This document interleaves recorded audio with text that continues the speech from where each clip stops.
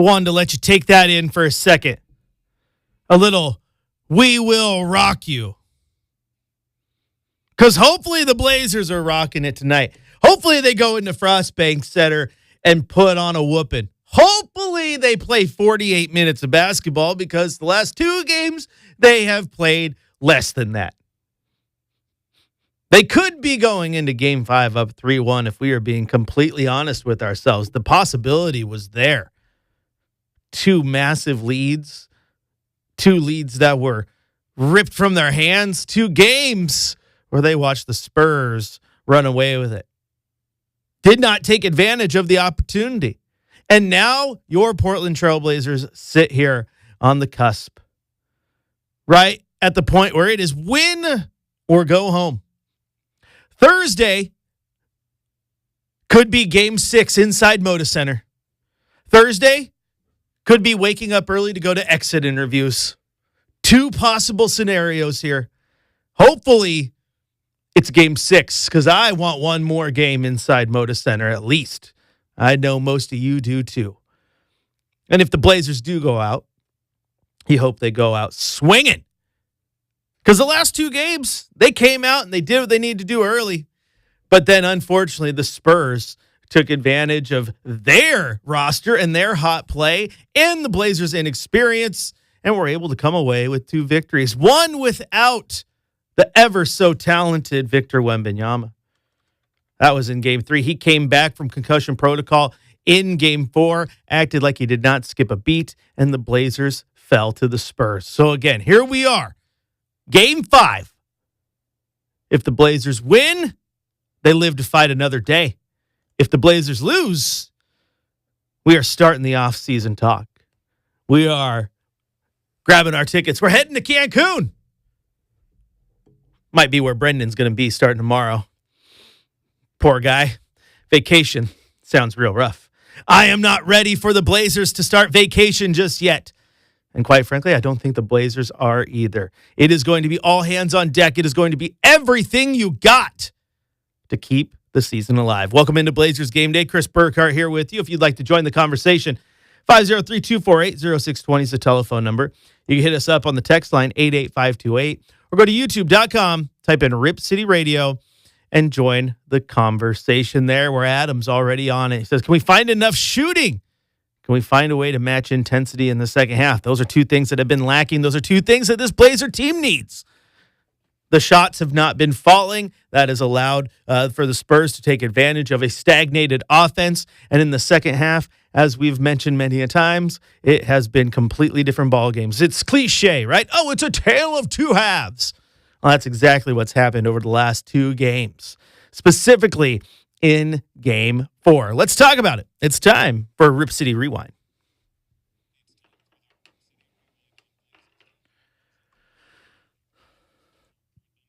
As I said, the Blazers played one hell of a first half in that Game 4, but they let a victory slip right through their fingers. They led 25-23 after the first quarter, and then in the second quarter, they poured it on. 33-18, they outscored the Spurs. Portland shot 57% in the quarter, including 62% from beyond the arc. And at halftime, they went to the locker room with a 58-41 lead. 17 points for those of you who can do quick math. Prior to that, it was a 19-point lead before a last-second shot at the end of the quarter from De'Aaron Fox made it that 17-point game. But the Blazers led by as many as 19 in that first half. Still, you feel pretty good going into the second half with a 17-point lead. That is until the second half starts. And your 33-18 advantage that you had in the second quarter was flipped as the Spurs outscored you 33-16. And then in the fourth, outscored you 40-19. Quick math tells you that you were outscored in the second half 73-35. The Spurs scored more points in the fourth quarter than Portland did in the entirety of the second half. In that second half, Portland's field goal percentage fell to 33% from the floor. Meanwhile, San Antonio shot 65%, including 50% from the arc, beyond the arc. Meanwhile, Portland shot just 20% from deep in the fourth quarter alone, where the Spurs offense was able to just get humming. The Spurs shot 77.8% from the field, 14 of 18 en route to a 114-93 victory. The first time in Spurs postseason history that they have trailed a game by 15 points only to come back and win a game by 15 or more points. Not the side of history you want to be on if you're the Portland Trailblazers. And they had a 15-point lead in game 3, too. Late in the third quarter, they led 82-67. And they let that one slip away. So today, the test, the moral of the story, the object, the goal, it is to play 48 minutes. It is to get the offense going. Now, I know they've struggled on defense at times too, but who cares? It doesn't matter if you can't score. Get all the stops in the world. You still got to score.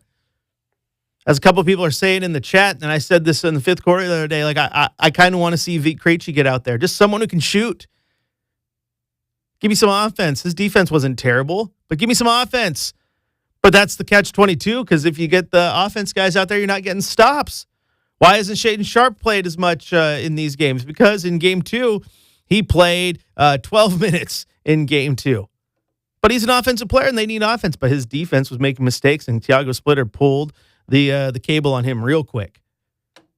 You got to be locked in, ready to go tonight. Here's the thing.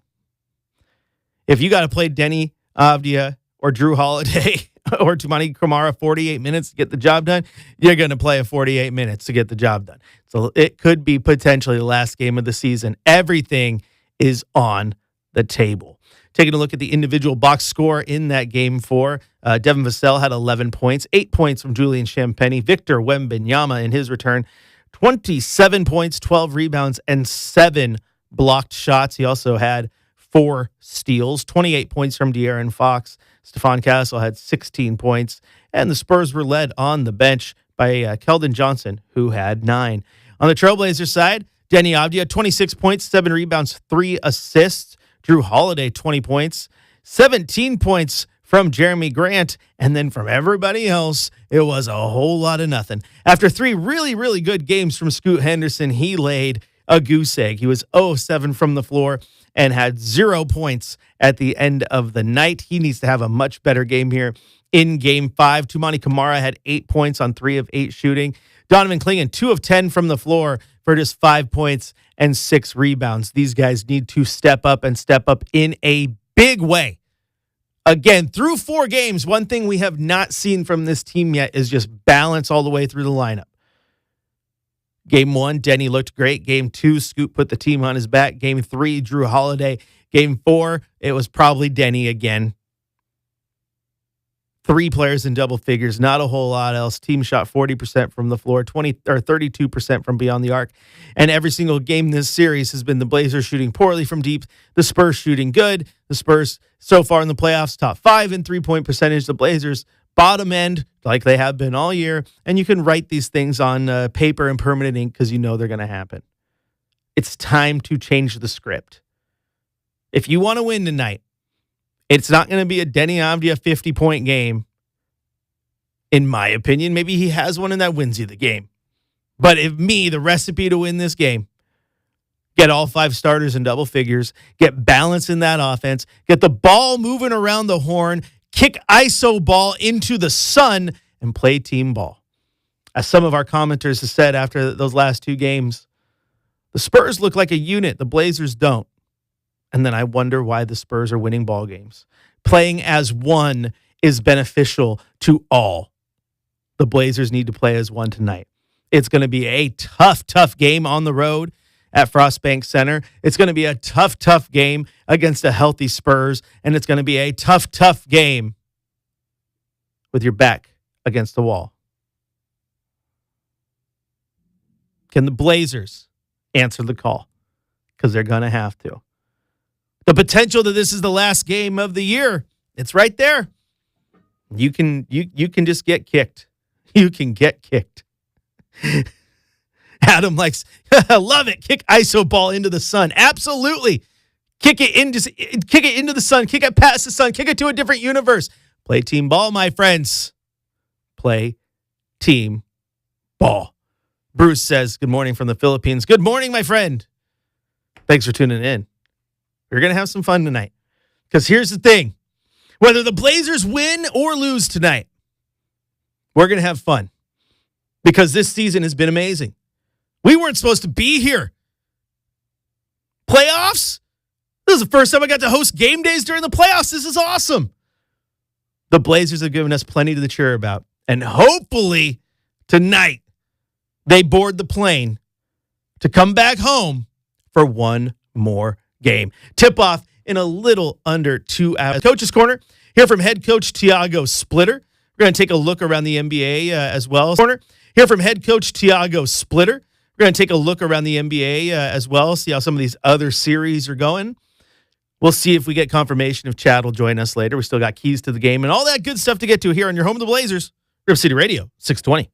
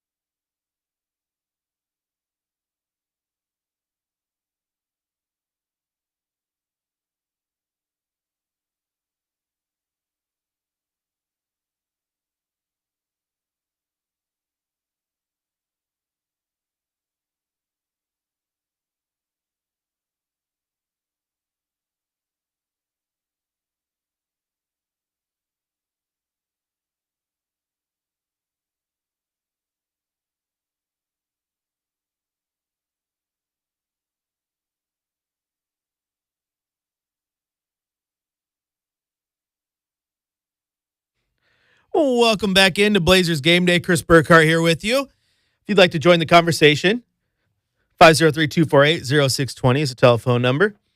We'll get out up on the text line 88528. Adam says, good to see you, Chris, up on the text line 88528. Adam says, good to see you, Chris. Always thoughtful, engaging content. Oh, I'm done with the lunch break. Let's get more. Let's get one more tonight. Well, first off, thank you for the kind words. Thanks for tuning in during your lunch break, and I'm with you. Just get one more. However, if they win tonight, superstition says you have to have the same lunch on Game 6. That's just how it works. And as one of our texters says, we've already proven we can win there, and we have proven that we can get leads on this team. We have to clean up the turnovers, make your shots, hopefully really have no choice, and get physical. Don't let them out-bully you. Yeah, that's not a bad comment. That makes perfect sense to me.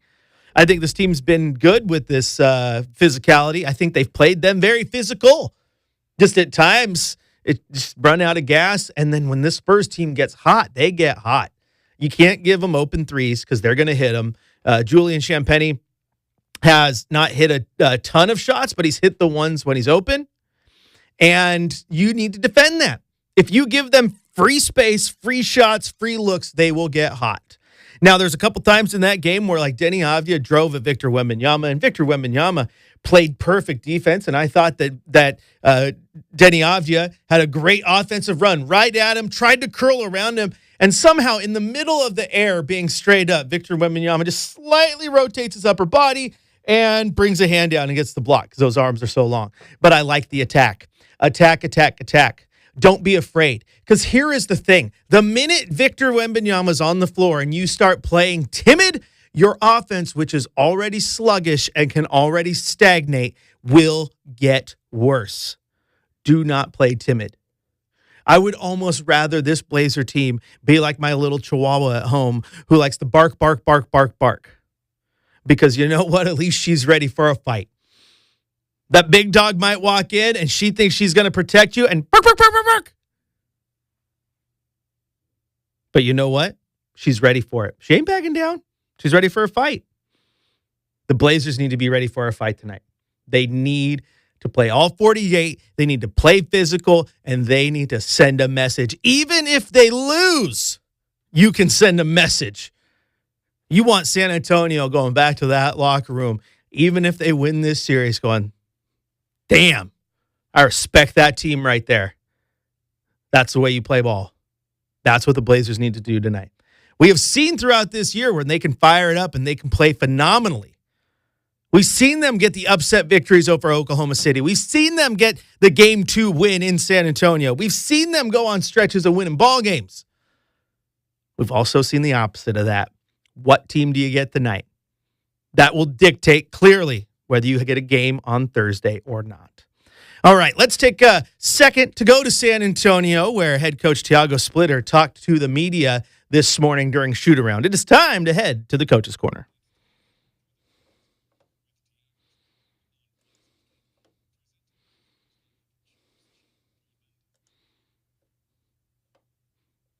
Game 5 ahead. How are you feeling?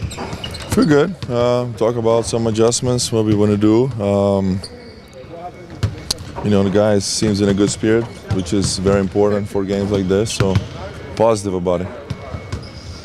Seems like things are pretty light here right now. Was that the vibe this morning? Well, I think it should be. I mean, of course, there's a lot that the pressure and all of that. That's enough for them. They need to be in a place where they feel confident, positive, and go attack the game. Doesn't matter what's the state of the series right now. How do you coach Scoot through the ups and downs of his first playoff series? Scoot? Just like every game. I mean, we know players going to have up and downs and good and bad games. Nothing different, to be honest. How did he react to Game 4 and his performance there?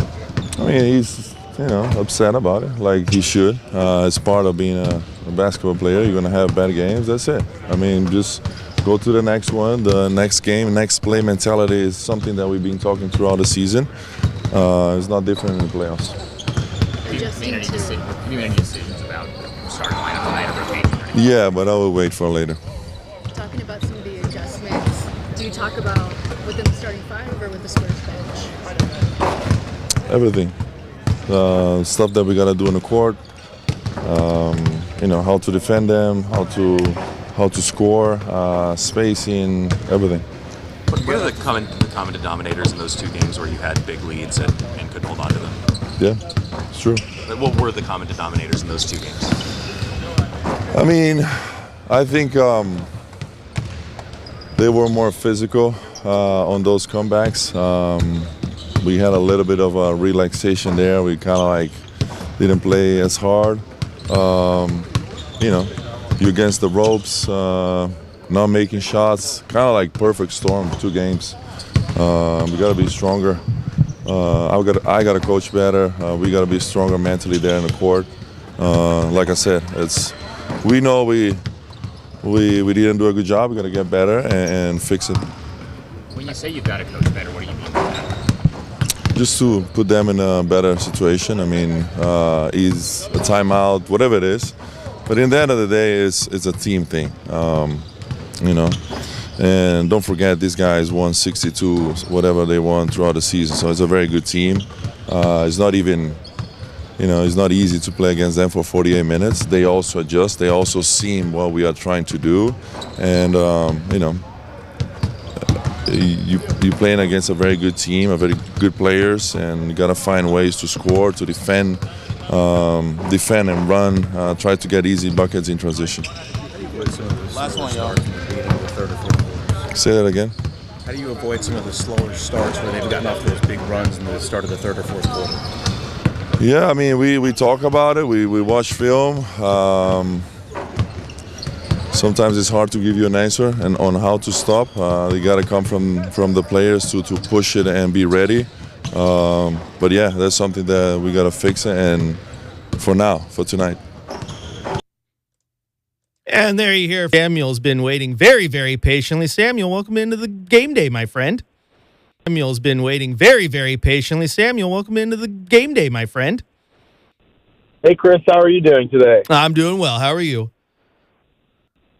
Pretty good. I'm hoping that the season doesn't end today. In the event that, I'm just going to put it out there, if an asteroid hits Frost Center Arena, not if the Blazers lose, but if an asteroid hits, Blazers will lose. Then I appreciate the awesome season. Can't wait for next season. Can't wait to call in. But hopefully that asteroid doesn't hit. I'm really excited for this game. The last 2 games have made me think a lot about my water polo coach, Blake's, one of his favorite things to say to us, which is don't play down to your opponent's level. He always emphasizes that in water polo, I play water polo, you don't want to let the opponent score 10 goals. No matter if you're up 50,000 goals, doesn't matter. If they score more than 10, you failed defensively, which means you failed in total.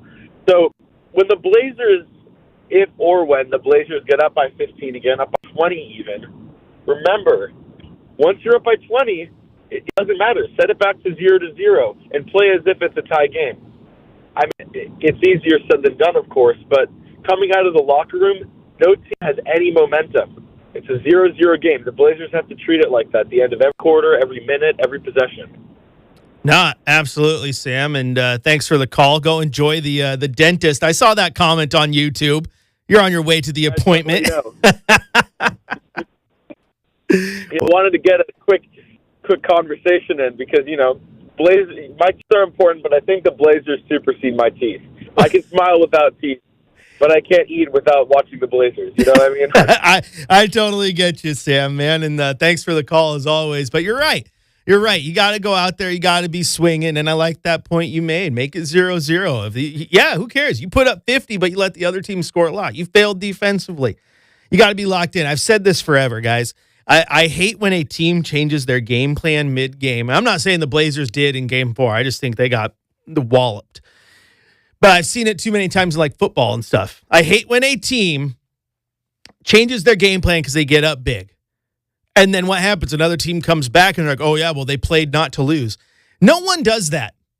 Has a coach ever said that in the locker room? I played the clip the other day of Herm Edwards, right? The famous, you play to win the game. Notice how he didn't say, you play to not lose the game. Because when you decide to play not to lose, you change your game plan and you stop doing what was working. I had an old coach who always told us, go for the jugular. Go for that blow that's going to end it.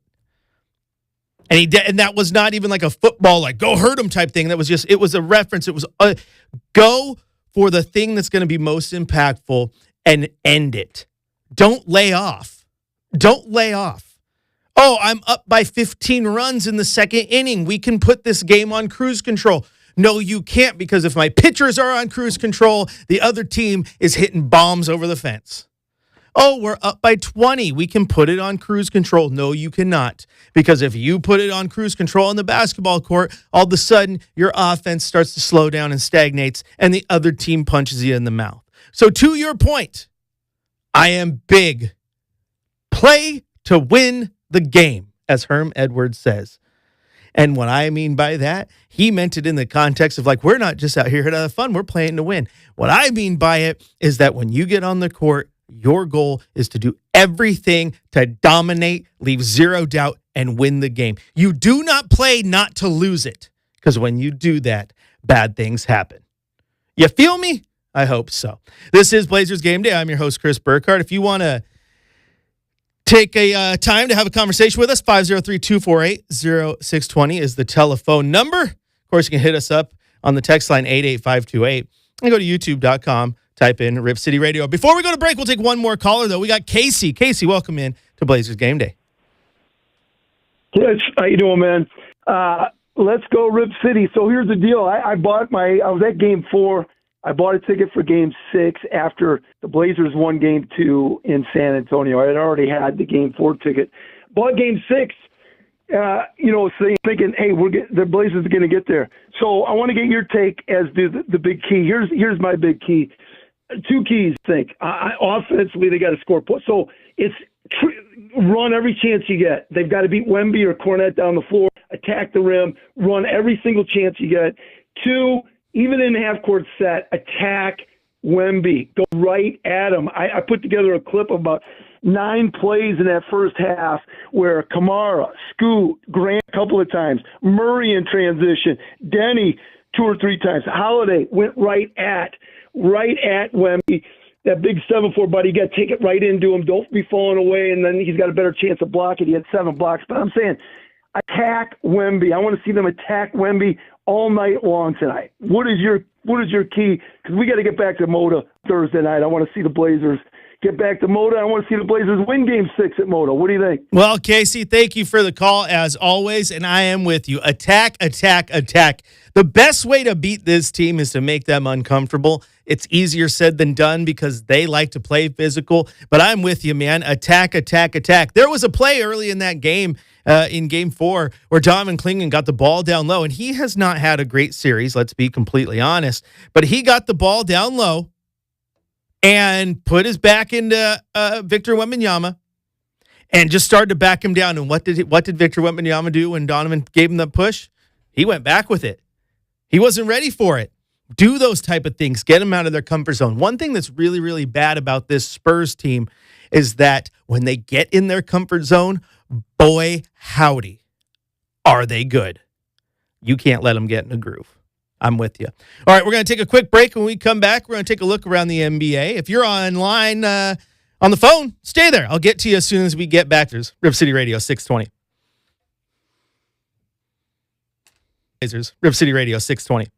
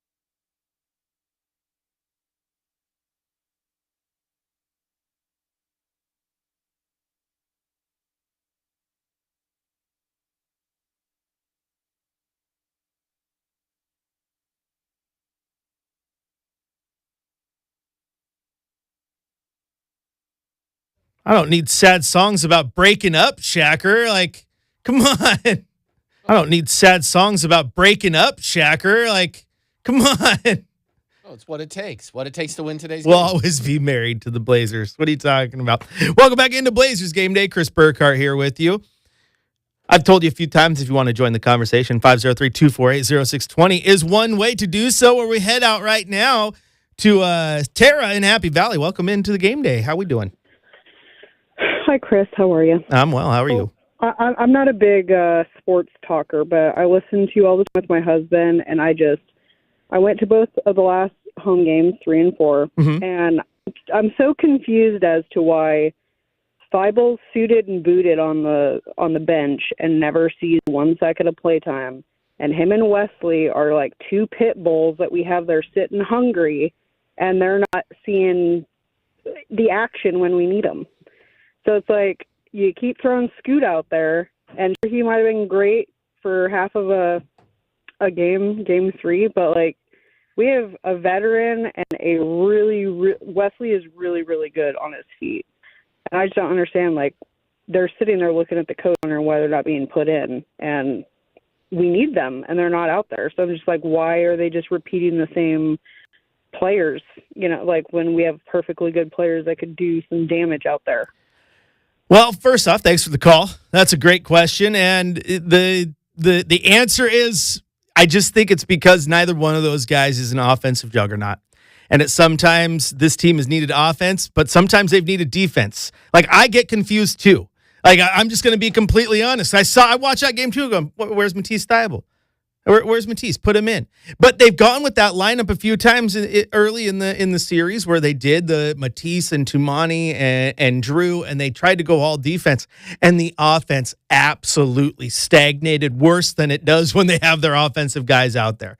This team has struggled so mightily to score the basketball that when you put the all defensive lineup out there, it just makes it worse. Now, to your point, tonight's the night you pull out all the stops. I do not care if the shot's not falling. If the other team is scoring, put the defensive players in and see what happens. You need to do something. Don't be sure. Abraham Lincoln is the one who said that on his X account way back in the day.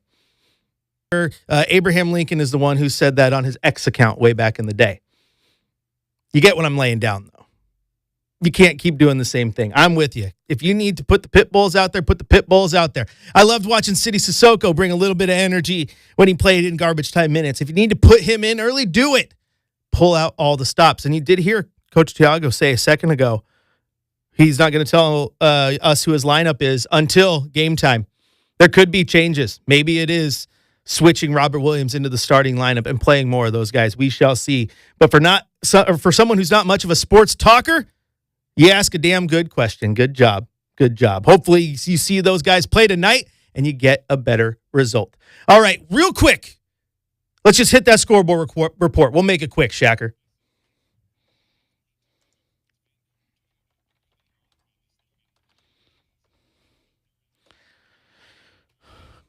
I told you we're going to make it quick, and I'm going to do this in the most respectful way possible. 76ers taking on the Celtics. The Celtics are winning, but I don't care. The Hawks are going to take on the Knicks a little bit later today. Series is tied 2-2. Who wins that one? I don't care. There's one game I care about tonight. It tips off in a little over an hour. Portland, San Antonio. Can the Blazers grab win number 2 and head back to Moda for a game 6? We shall see. We're going to take a break. When we come back, it's time for our keys to victory with Chad Doing on the phone. Chris Burkhardt here with you. Game Day rolls on after the break on your home of the Blazers, Rip City Radio 620.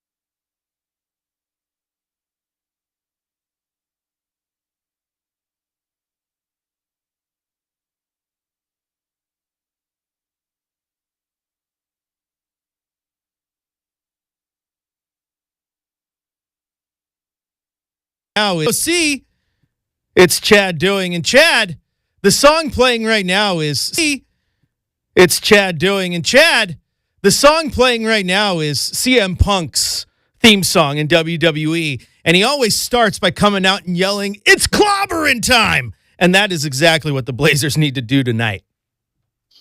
Yeah, I don't really care about the result tonight. I just want the Blazers, if they're going to end their season tonight in Game 5, I just want to see them go out the right way. And that's by, doing everything that we've seen so far this season, Chris. And that's, respond to defeats, be aggressive, play physical basketball, and make sure that you put up a terrific fight and present a good challenge to the Spurs tonight. That's what I'm hoping for.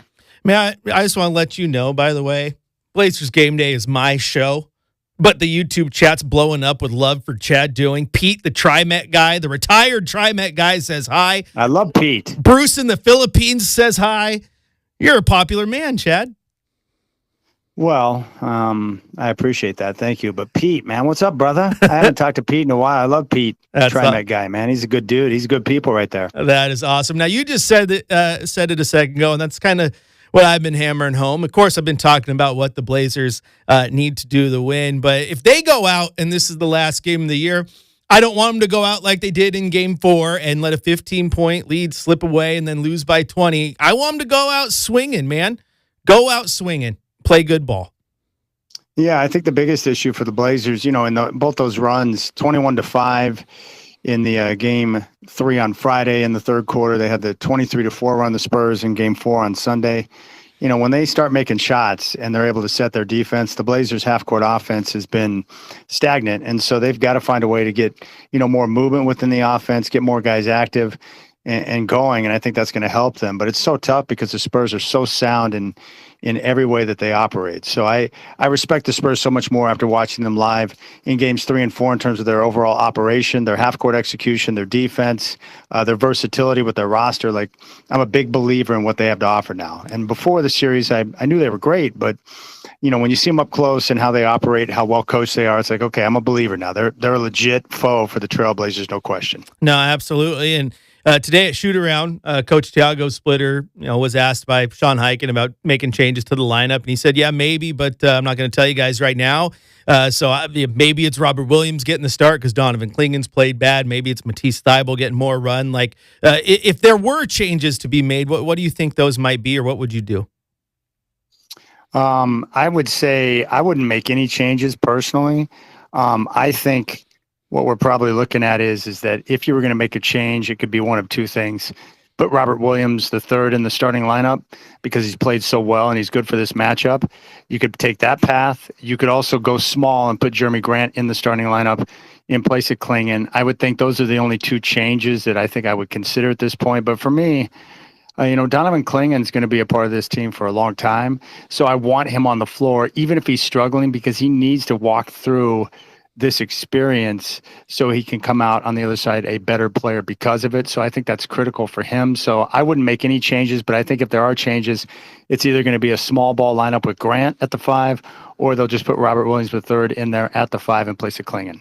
And here's the thing too, Chad, like you just talked about, I think Klingen is still, he's the starting center of the future. They're invested in him. Guess what? If it's this series or next year or the year after, like, you're going to have to go through Wemby and co some point, right? Might as well just keep getting thrown to the fire because you and I have talked about it. Donovan Klingen strikes me as the guy who would learn from that type of stuff. Oh, of course. And what I love about Klingen is that he cares. And like one of the baselines for me when it comes to my athletes that I follow is like when I know that they care and that when they're not getting the job done, it really bothers them. Like I love that trait, that character. And so Klingen will go into the offseason and he's going to work his tail off to try and get it right. And that's what I know. He's going to become a better player for the struggles he's had in this series. And that's part of the greatness of playoff basketball is that it puts you under a microscope so you can understand as an individual and as a team where you need to improve. That's the most important thing. Absolutely. All right, Chad, we got to get out of here. Go enjoy your last few minutes of prep. Have an awesome pregame show. Get Rip City. Yes, TriMet Pete. Thanks for tuning in. Thanks for giving Chad a shout out. He throws it right back at you. All right, TriMet Pete. Thanks for tuning in. Thanks for giving Chad a shout out. He throws it right back at you. All right, I'm out of here. But as I just said,